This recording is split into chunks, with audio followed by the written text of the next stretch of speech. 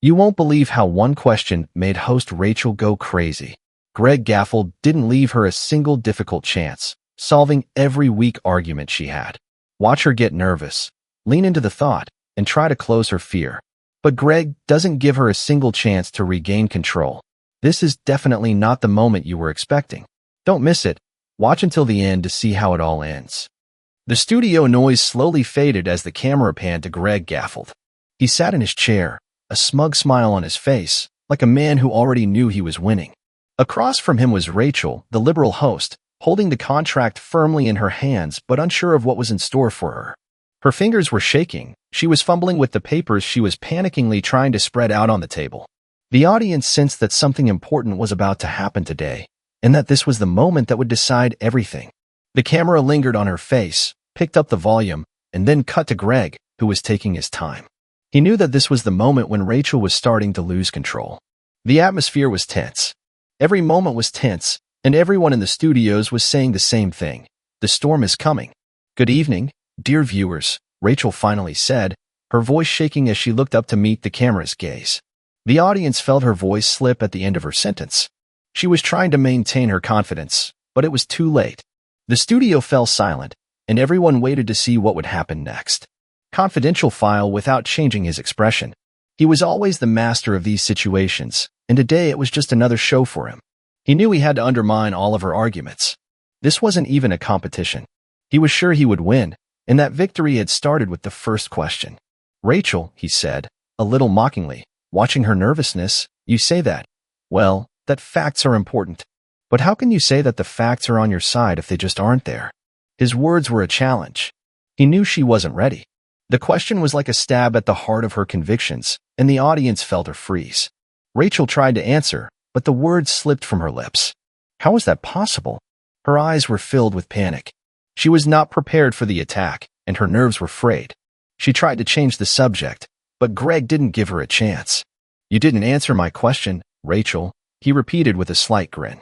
It wasn't just an accusation, it was pushing her to the edge. He watched her move, enjoying the way she considered all the words but couldn't. The silence in the studio became almost palpable. The audience couldn't take their eyes off Rachel as she lost control. I. Her voice broke. She fell over and looked at the paper again, trying to find something to say. But Greg hadn't left her. He saw her weakness, and it only made him more confident. Let's be honest, Rachel, Greg continued, with almost calm composure. If you want to talk about facts, let's talk about them. But your facts aren't facts, they're manipulations. With each word, he was undermining her confidence. The audience was beginning to realize that she wasn't going to break free. Rachel finally tried to respond, but her response was weak, barely audible. Well, you're so wrong. That's not quite right, Greg. It seemed like a way out, but her weakness was obvious to everyone. Greg didn't stop. He returned to the main topic, leading her to a dead end. Listen, Rachel, his voice was cold as steel, you still haven't answered the question. We're all waiting. And he silenced her again. This moment was special. She couldn't avoid the answer now. He asked her questions, and she couldn't find the answers. This was the moment when her confidence began to rush. The entire studio watched as her nerves broke down, and more viewers began to realize that Greg had literally broken her. She couldn't give a single convincing answer, and with each new question her voice became quieter, her words more incoherent. Rachel thought about breaking away again, but it was too late. Greg looked at her as if he knew she had already lost. And in that moment, she realized that her attempt to enter the game was more than just a fight. It was ruined. The studio was in a state of shock. Each speaker held their breath, watching as Rachel, already losing her confidence, continued to think with Greg's intensity. She clearly hadn't expected such a powerful blow to her position. The camera followed her every move, and all that made her weakness obvious. There was an air of hostility in the air, as if it had instantly turned this conversation into something more than just an exchange of opinions. Greg was calm. Too calm. He knew his hands were beginning to bear fruit. He heard her breathing become heavy, her voice trembling. He could already feel Rachel taking hold. But he wasn't going to stop. On the contrary, he was now ready to destroy her liberal myths, one by one. Rachel, Greg said, his voice as sharp as a knife blade. You are a government that says everything can be solved with equality and justice. But where are your facts? Where do you see evidence that these policies and ideas work? She closed her eyes and her fingers began to fidget on the table. She hadn't been prepared for this. She had expected a gentler measure, so she could tailor the conversation to her needs, but Greg was persistent. He knew Rachel had given in to the onslaught of liberal ideas. I can't say that it works 100%. Her voice was no longer as confident as before. But there is the same example where it helped. Greg couldn't hide his grin. He knew perfectly well that she was desperately trying to find some kind of clue, but it was too late. He was like a predator who saw his prey from afar and now got it without any mercy. So you think it's okay when policies promise to make the world a better place, but don't actually change anything? Greg continues. He wasn't giving her a choice, no matter what she thought. He knew for sure that she had nothing to say. Rachel was silent, looking at the papers as if they could help her find answers. But Greg was already attacking, giving her no time to recover. Look, Rachel, Greg continued, his voice becoming increasingly preferential. You always say that we should all be equal. But some of us work harder, and some of us work less. Why not admit it? Why not tell people that they can only count on themselves, and not on those myths you like so much? The studio held its breath. The country, perhaps, too. These questions were like direct blows that destroyed what she thought she had built. Rachel began to look increasingly helpless, her eyes darting around the room as if she were trying to find support. But her voice was increasingly lacking in confidence. I just believe that all people should be able to travel. Her words were almost lost in the noise of her own emotions. She was ready to give in, but she was not allowed to do so. Greg, don't turn around. Rachel, you know your ideas don't work. Even the best intentions can't change reality. Greg said this with such certainty that it sounded like a final verdict. It's not like that, she cried, trying to regain control. Her voice became nervous, almost irritated. At this point, everyone in the audience felt the pressure on her growing. She could no longer hide her vulnerability. Greg knew he had come to his moment. He had come to the heart of the matter. You say that everyone is equal, but in reality your recipes lead to the economy and culture collapsing. And no one takes responsibility. Who is deceiving you, Rachel? His words were as significant as a hammer, and Rachel, pressing her lips together, thought about what to say, but the words would not come out. She made another one, but all she said was weak and unconvincing. I just don't understand why you don't believe in people. It was her last attempt to change the course of the conversation. Greg answered calmly, barely moving, because I see that your world is a myth, and myths cannot save people. He said it in such a way that everyone in the studios could feel the illusion crumbling. Rachel had no way of resisting. She was caught, and all her beliefs were disintegrating right before the audience's eyes. She tried to speak again, but her words now sounded like a confession. The audience began to feel that Rachel could no longer hold that right. All she could do was sit and listen to Greg lay out his ideologies, one after another. The studio was so quiet it felt like you could cut it with a knife. Greg sat there, his face calm, but his eyes full of confidence, as if he was promising disaster for anyone who dared challenge him. Rachel, on the other hand, was no longer hiding her anxiety. Every gesture she made indicated that the situation was out of control and she was losing her grip. Her lips were trembling and her eyes were constantly darting to the side, as if searching for salvation. Those few seconds of silence seemed like an eternity. Rachel thought about pulling herself together, but all she could do was squeeze the paper in her hands, trying to find support in them. But her arguments were on the verge of disappearing. Her shifting hair, nervous movements of her fingers flickered more and more often on the screen, and Greg, like an experienced hunter, watched it mercilessly. What do you say, Rachel? Greg finally broke the silence, his voice quiet but as confident as ever. He knew she would either raise her hands or go crazy from the pressure. I can't say that everything is perfect, but, Greg, you can't just leave the facts like that. Her words sounded like a weak attempt to defend herself. But with each new word, her voice became more and more uncertain. Rachel knew very well that the facts she spoke of had long since lost their power. The studio was silent, and only her breathing broke the silence. What facts, Rachel? Greg chuckled again. He knew she wouldn't be able to calculate any convincing method, which would only increase her confusion. He kept pushing, not giving her a choice. You, like all liberals, talk about how all problems are solved by level playing field for everyone. But don't you see how your ideas lead to disaster? Griga's words sounded like a fire igniting her convictions. Rachel, The nurse was unable to answer. She thought of something, but nothing she said seemed significant enough. Rachel hesitated, looking at the camera as if seeking support that wasn't there. Greg watched her reaction, taking his time, savoring every moment of her despair. He knew victory was within his grasp, but now all he had to do was wait for the final capitulation. "That's right, Rachel," he continued. "The equality you so insistently promote only leads to greater division. Why not admit it? Why not tell people that equality is just a word, and the reality is quite different?" Silence filled the studio again. Rachel felt like her world was racing before her eyes. She thought about objecting, but her voice was weak, her confidence was non-existent. Greg knew at this point that his tactics had worked. She could no longer defend her ideas. I think there should still be equality," Rachel said, her voice choppy. Greg listened without interrupting, but there was victory in his eyes. She hadn't realized yet that she had already given up. "So what, Rachel? You insist that everyone should be equal, but your attempt to do so only leads to the destruction of the system. And you cannot deny it." Greg was like lightning, burning away her logical arguments. She took a deep breath, trying to get through the checkpoint, but there was something helpless in her eyes. She couldn't find an answer. Greg continued, "How many people demand work? How many families go bankrupt? How many entrepreneurs close their businesses because everything has to be according to your rules? And what of it? Nothing but obstacles." She thought about how her heart was pounding as she tried to find the words to get through his birthday, but she couldn't.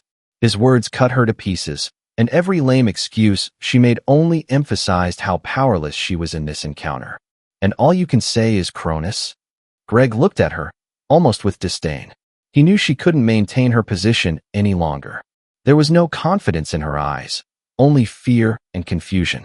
Whatever she was thinking of saying no longer mattered. Greg paused, looking at her.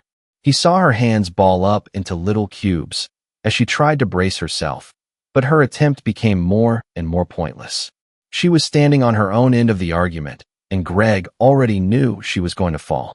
"Rachel, you still haven't answered my questions," he said with icy calm. "You talk about equality, but you have nothing to offer that will actually change the situation.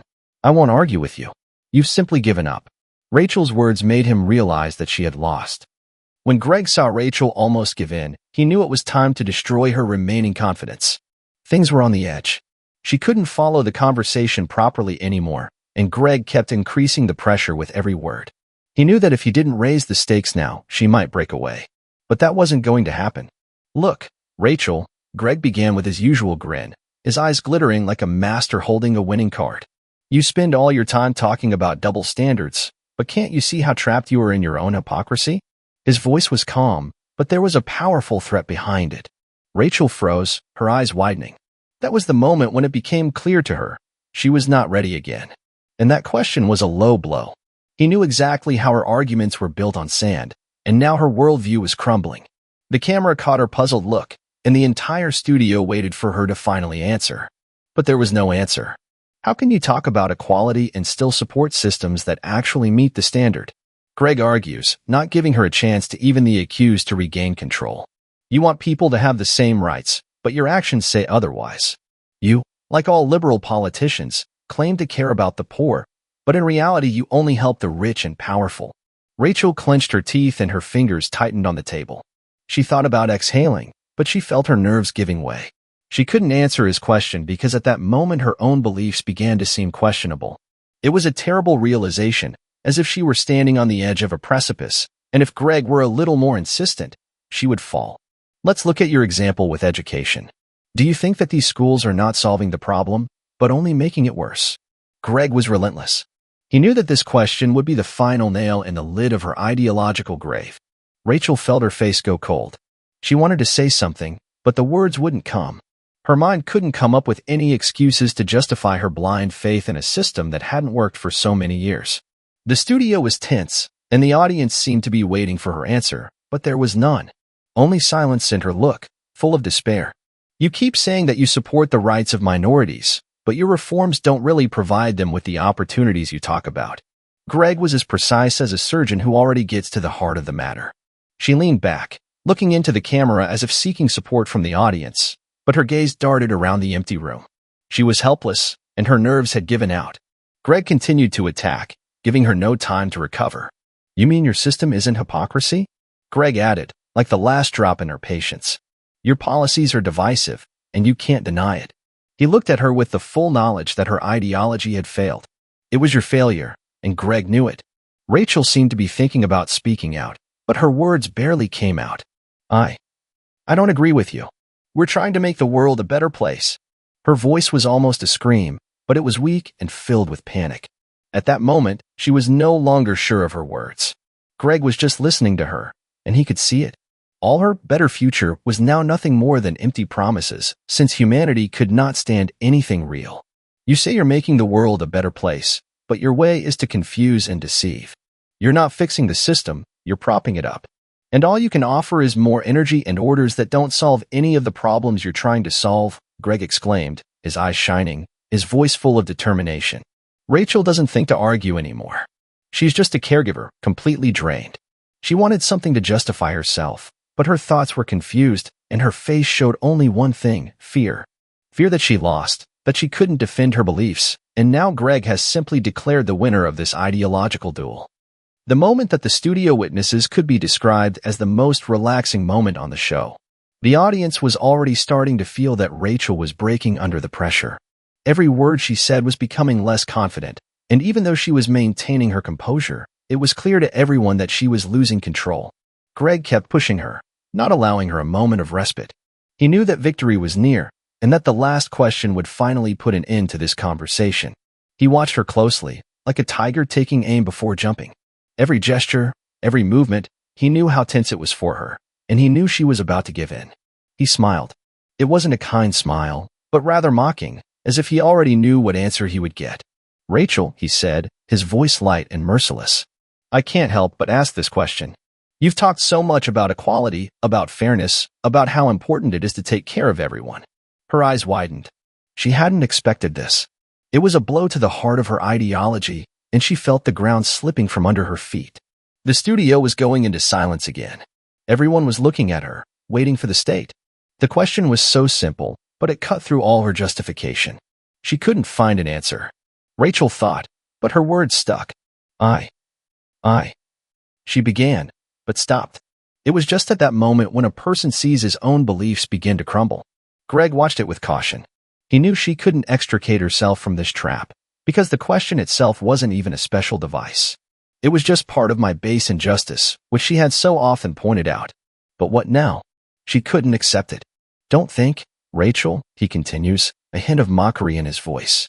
"Your worldview is as outdated as your ways of solving problems. By trying to create equality for everyone, you're actually balancing the balance. How can you run a system that actually leads to greater effect?" Her face went pale and she felt her breathing become ragged. That last question was the last straw. The words wouldn't come, and every moment of silence was a battering of your defenses. The audience felt the tension, but Greg sat quietly, almost enjoying the way her convictions began to crumble. "Listen," Greg continued, his eyes as sharp as a predator's. "You talk about equality and fairness, but you're actually supporting a system that leads to greater inequality. How can you continue to perpetuate this myth? Why aren't you willing to admit that your system isn't working?" She wanted to say something, but she couldn't.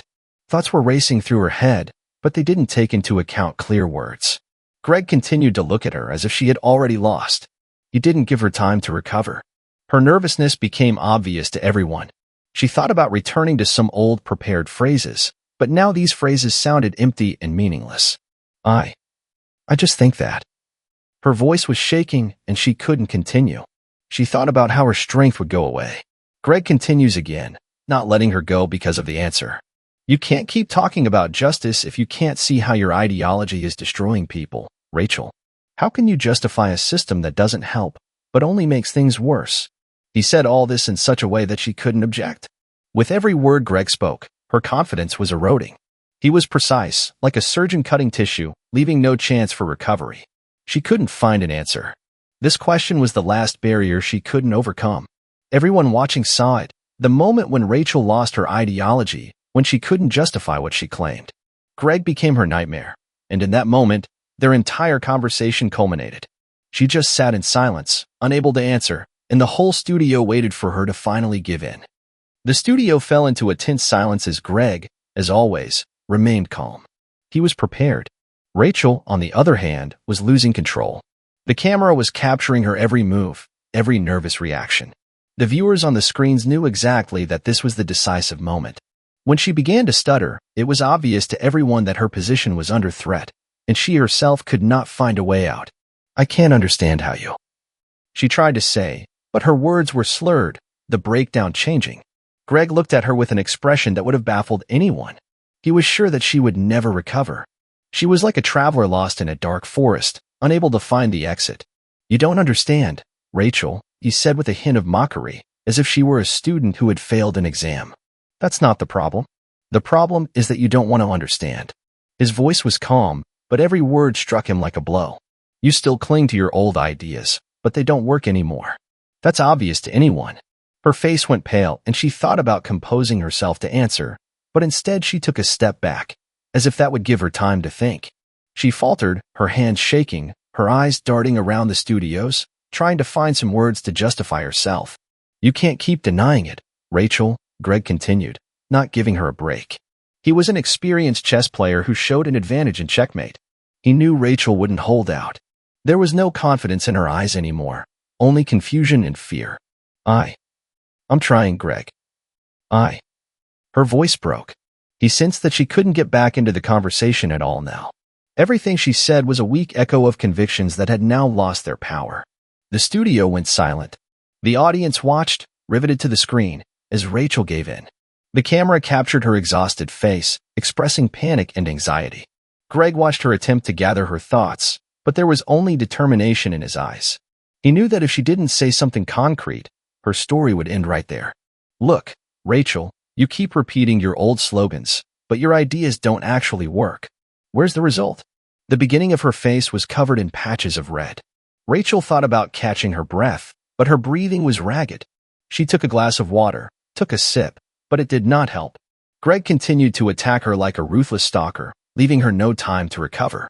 He knew that her self-confidence had long since disappeared, and now it remained only insignificant when she finally gave in. "Why didn't you answer my question, Rachel?" His voice was icy cold, almost like a judge who had already passed sentence. "You keep avoiding the point. Where are the successes you talk about? Where is the evidence that your ideas work in practice?" She made another article on her feet. "I can't just admit that everything was a mistake." Her words came out with such desperate force that for a moment it seemed that she would try to do something again. But Greg knew that now she would not be able to hold her position. He saw how her nervousness was growing into panic, and this panic was visible to all the spectators. "You know, Rachel," Greg said slowly, his words cutting through the silence. "A confident person doesn't panic. You talk all the time about how important it is to stay calm, but now, when you really have to show your confidence, you give in." Greg's words were like a blow to her self-confidence. She felt her face burning with shame.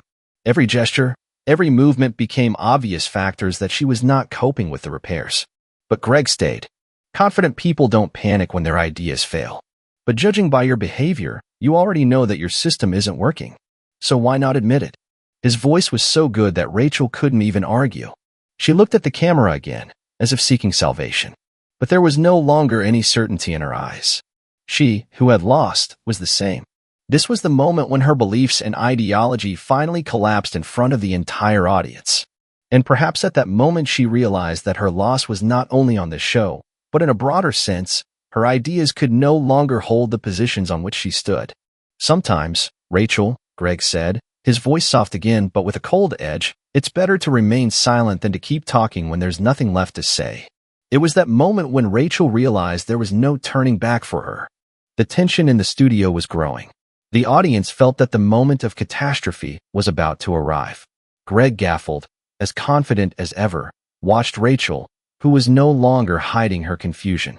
Her hands were shaking, her eyes were darting around the room, and each breath she took was becoming heavier. Greg knew for sure she was on the edge. The question was no longer whether she could answer, but how long she could hold out. Rachel, squeezing the calculations, tried to regain control. She leaned forward, trying to find at least one word that could restore her strength, but it was in vain. She thought of speaking again, but her words sounded unconvincing and weak. "Greg," her voice shook, and she pushed her hair back sharply, but it didn't help. I can't. I can't just admit that you're right, she thought, gathering her thoughts, but each word seemed to drag on forever. You can't just take it and say it's your right. Your position is not the answer. Greg sat with his arms crossed and said nothing. He knew that with every excuse she made, she was only deepening her own damage. She was no longer the considerate woman who had walked into the studio. Her stance was rising with every word, and her confidence was fading, and the audience could see it. They could feel her control slipping, and Greg was the man who was just waiting for her to finally give in. Why, Rachel? Greg said, his voice soft but menacing. Why don't you admit that you're just pushing a false agenda? Nothing you say solves any of the problems anyway. You want to preserve a system that's not working, and your attempts to justify it all seem more and more pathetic. Rachel said that this premiere was not a release, but a continuation of her destruction. She felt her wall crumbling. It was all so simple, she thought. Greg knew she was at a dead end, but he gave her no respite. He continued to attack his conviction, leaving no chance for recovery. I don't know what you want from me, Greg, she cried, her face flushed with shame and anger. I believe in equality. I believe that our system can be better if everyone works together. But her words already sounded like the cry of someone who is the last to follow logic.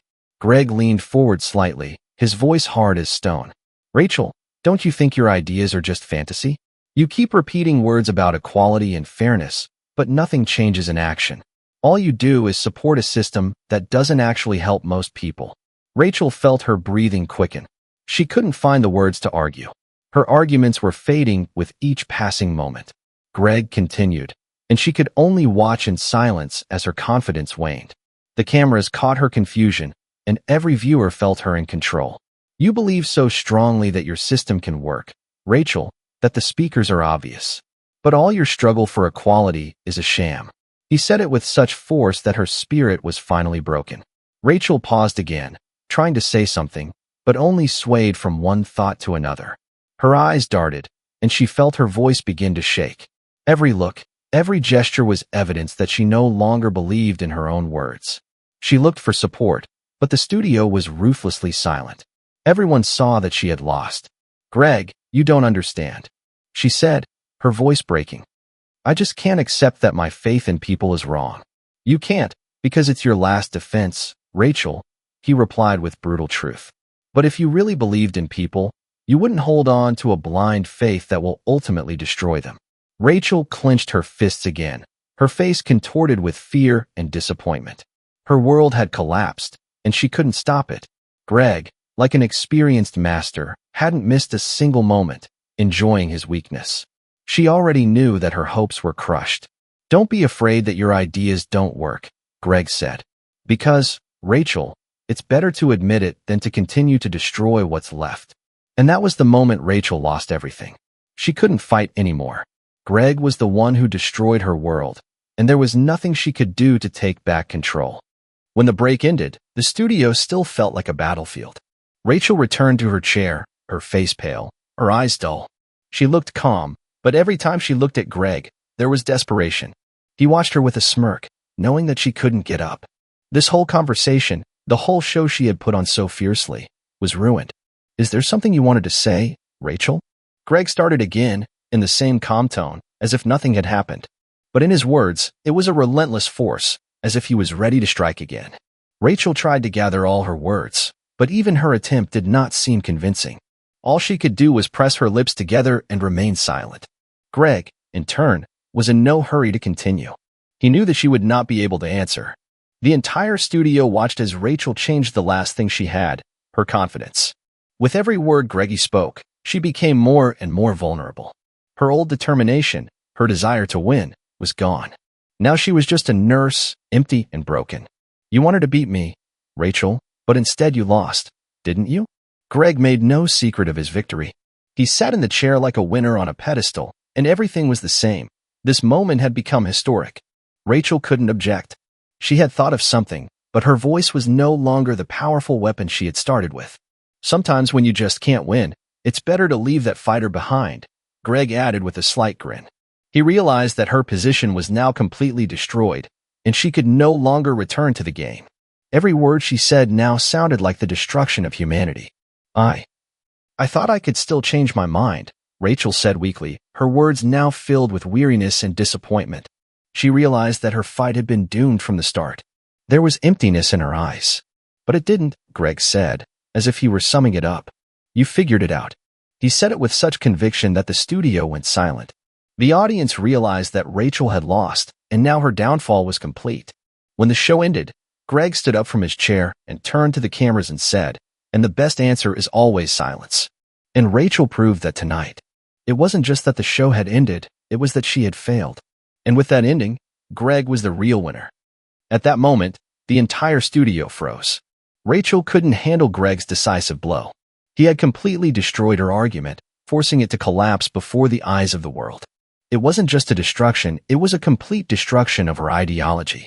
Greg Gaffeld was the winner, and the moment wasn't just historic, it left her with no confidence. The show ended, but everything was the same. Rachel could not rise again.